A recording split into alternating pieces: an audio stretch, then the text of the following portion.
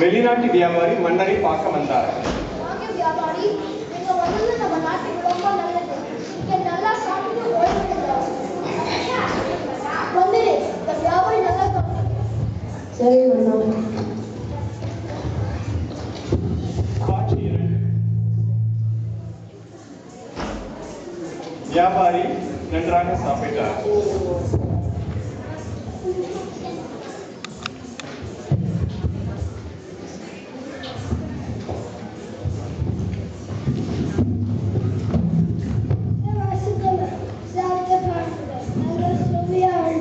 எனக்கு ரசகுல்லா வேண்டாம். ரசகுல்லா வேண்டாம் வேண்டாம். ரசகுல்லா வேண்டாம். ஒன்றும் புரியலையே. காட்சி 3. சமையல்காரன் மன்னரிடம் சென்றார். வியாபாரி நல்லா சாப்பிட்டாரா? நல்லா சாப்பிட்டார். ஆனால் ரசகுல்லா வேறு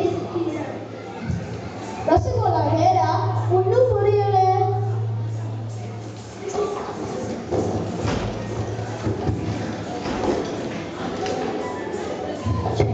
காட்சி 4. மறுநாள் அமைச்சரவை கூடிய மன்னர். உங்களுக்கு யாருக்கான ரசகுல்லா வேற எனக்கு தெரியுமா? நம்ம வியாபாரி கேட்கிறார். ரசகுல்லா வேறே இல்லை. ஏதோ சரி செய்யலாம். அப்படி நினைக்காதீங்க. என்னால் உடம்பிய ரசகுல்லா வேற தெரியுமா? ஆமாம் அண்ணா, எனக்கு தெரியும். நான் பார்த்துருக்கிறேன்.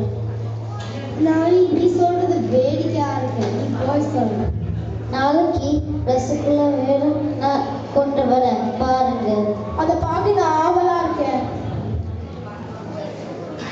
காட்சி 5. 6வது நாள் தென்னாலி ஒரு கிண்ணத்தோடு வந்தார்.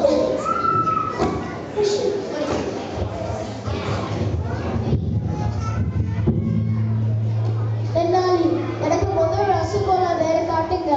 மன்னிக்கணும் அண்ணா, முதலில் வியாபாரி சாப்பிட்டு பார்க்கட்டும். ஆமா, நான் இதுதான் கேட்டேன். ரொம்ப நல்லா இருக்குது. அது என்ன தென்னாலி? கனம் கொண்டு தான் அண்ணா. வெறும் கனவு துண்டா? ஆமாம் அண்ணா, ரசகுல்லா வேற கொண்டு தான். எல்லா இனிப்பும் சர்க்கரை வச்சு செய்கிறாங்க. சர்க்கரை கொண்டு தான் வருது. அதனால